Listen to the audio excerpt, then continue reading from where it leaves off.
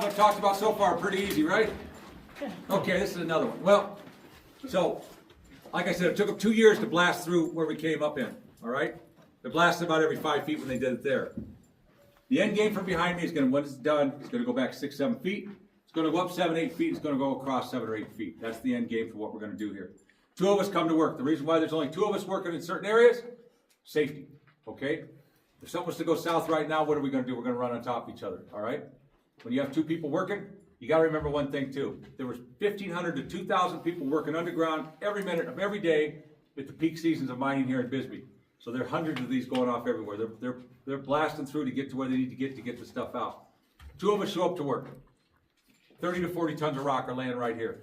Why are we doing the previous shift's rock? One big factor.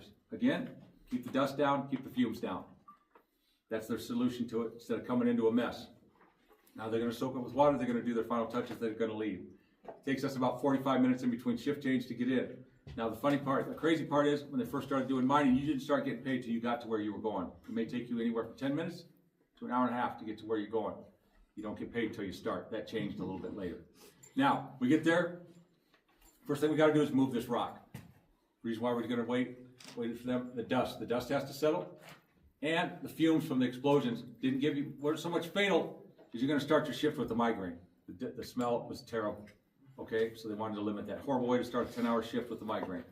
Now, we get the rock moved. Next thing we're going to need to do, this pattern behind me is what works, okay? There's another one we're going to use when I talk up at the stope, and that would move the rock out. This is to blast through, get this stuff out, muck the rock. What I mean by mucking the rock, we're going to pile it up. I'll show you an example back over there when we get in there. So, 25 holes. We're going to need 160 sticks of dynamite. We're going to need 25 fuses. We're going to order that from our guy. While we're waiting for that, we're going to grab our drill. We're going to put in these holes, okay? Here's how we're going to do the pattern. First ones we're going to drill in is going to start in the center. Now remember this phrase when I talk path of least resistance. We're not trying to go up. We're not trying to go down. We're not trying to go left or right. We're trying to go in. The best way to do that is to remove the center of this blast first. That way everything's going to come in. Here's how we're going to do it. 5-hole burn is what the center's called. We're going to put the dynamite in the middle. We're going to leave these 4 empty. Each hole is going to get 6 sticks. The first stick is going to be attached to the fuse. It's going to go in. All these holes are going to get drilled first, then we're going to start packing our dynamite. First explosion is going to be the center.